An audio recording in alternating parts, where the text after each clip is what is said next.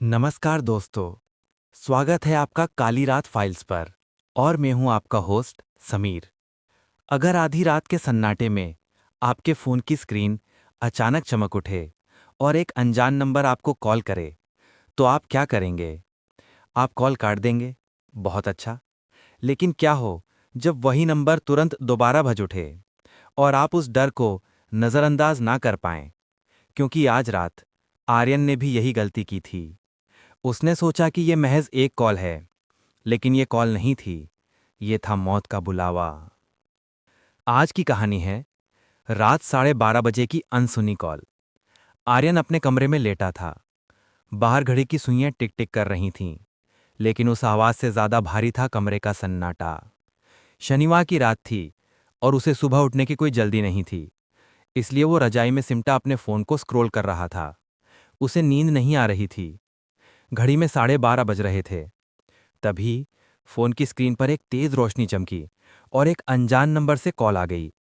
आर्यन चौंक गया। इस समय कौन हो सकता है? कोई दोस्त भी होता तो पहले मैसेज करता। उसने कॉल काट दी। एक अजीब सी बेचैनी हुई, जैसे उसने किसी जरूरी चीज को नजरअंदाज कर दिया हो। फोन तुरंत फिर से बज उठा। वही अनजान नंबर। इस बार आर्यन ने सोचा कि शायद कोई इमरजेंसी हो। उसने गहरी सांस ली और हरे बटन को दबा दिया। हेलो, उसने दबी हुई आवाज में पूछा। दूसरी ओर से कोई आवाज नहीं आई, सिर्फ एक खामोशी थी। लेकिन वो खामोशी खाली नहीं थी।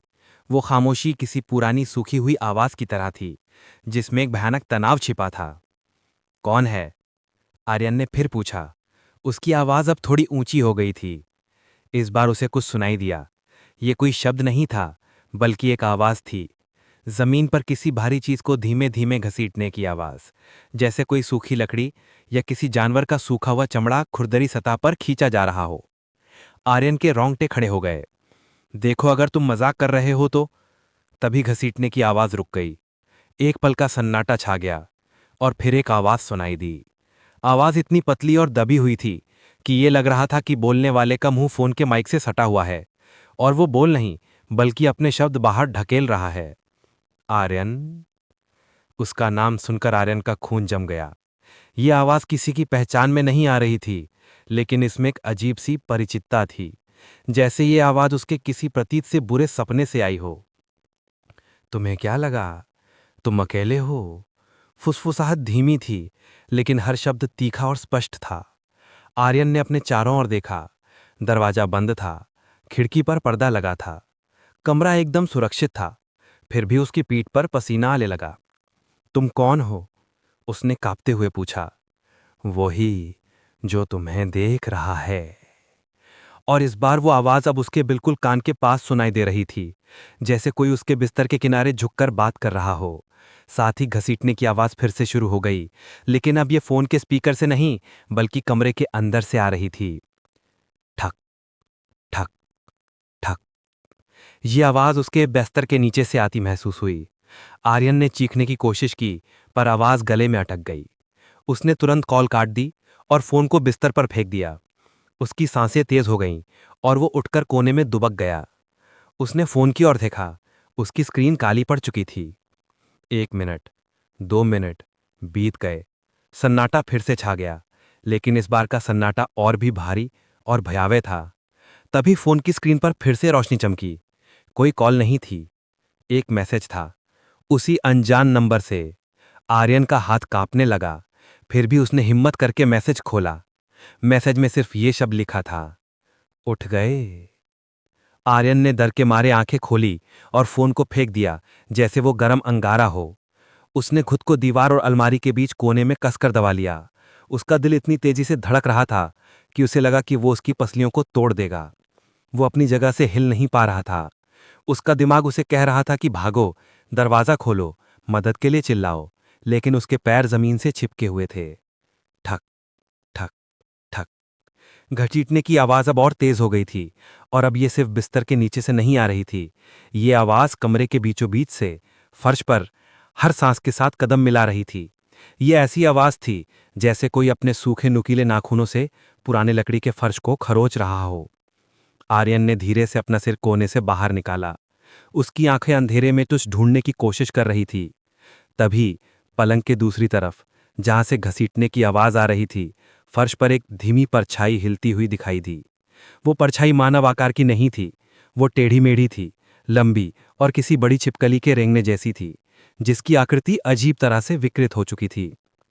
जैसे ही आर्यन ने कोने से निकलने के लिए घुटनों के बल चलना शुरू किया, घसीटने की आवाज अचानक बंद हो गई, पूरी तरह से। एक भयानक चुप्पी छा गई। फिर दरवाजे के पास रखे पानी के ग्लास से टकराने की हल्की आवाज आई और ग्लास फर्श पर गिरकर चूर चूर हो गया। आर्यन की आंखें चौड़ी हो गईं। वो परछाई उसके पास आ चुकी थी। इससे पहले कि वो हिल पाता, कमरे के तापमान में अचानक गिरावट आ गई। उसने महसूस किया जैसे किसी ने उसके पीछे हवा में बहुत तेज सांस ली हो। एक सड़ी हुई नम मिट्टी और पुरानी लकड़ी की तीखी गंध उसके फेफड़ों में भर गई। वो आवाज फिर आई, लेकिन इस बार वो उसके फोन से नहीं, उसकी गर्दन के पीछे से आ रही थी। अब तो जाग जाओ आर्यन। और फिर आर्यन को बस इतना याद है कि उसके सर के बाल किसी ठंडी, सख्त और नुकीली से छुए गए। वो चीखा जोर से और अपने फोन की तरफ तेजी से बढ़ा। उसने फोन उठाया, अंधेरे में बटन टटोला और फ्लैशलाइट ऑन कर दी। तेज सफेद रोशनी कमरे में फैल गई। आर्यन ने कांपते हाथों से टॉर्च की रोशनी अपने पीछे घुमाई। कमरा खाली था।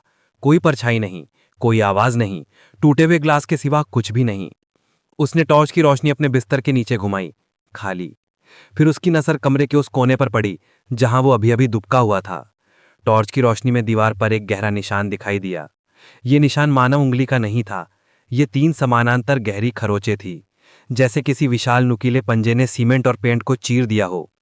और उन निशानों के ठीक नीचे उसने दीवार पर एक संदेश लिखा देखा, अच्छा लगा मुझे फिर से जगाना। आर्यन को याद आया, उसने अनजान नंबर से आई कॉल को काटा था। उसने उसे जगाया नहीं, बल्कि परेशान किया था। उसने फोन उठाया, जिसमें अभी भी फ्लैशलाइट जल रही थी। फोन की स्क्रीन पर उसका वॉलपेपर साफ दिखाई दिया। वो अपनी और अपनी मर चुकी दादी की फोटो थी, और उस फोटो के ऊपर अनजान नंबर से आया एक और मैसेज चमक रहा था, तुम्हारी दादी तुम्हें ढूंढ रही हैं। आर्यन के हाथ से फोन छूट गया। टॉर्च की रोशनी छत की ओर मुड़ गई और अंधेरा वापस कमरे में छा गया। अगली सुबह जब दरवाजा तोड़ा गया तो आर्यन बेसुध मिला। उसकी आंखें खुली थीं और उसका दायां कान लाल पड़ चुका था, जैसे किसी ने उसे जोर से फुसफुसाने के लिए दबाया हो। लेकिन उसके कमरे में एकमात्र निशान दीवार पर बनी 3 खरोंचें थी, जो हमेशा उसकी नींद छीन चुकी थी। अगर आपको जानना है कि इस कहानी से दादी का क्या कनेक्शन है, तो कमेंट करिए, मैं इसका अगला पार्ट लाऊंगा।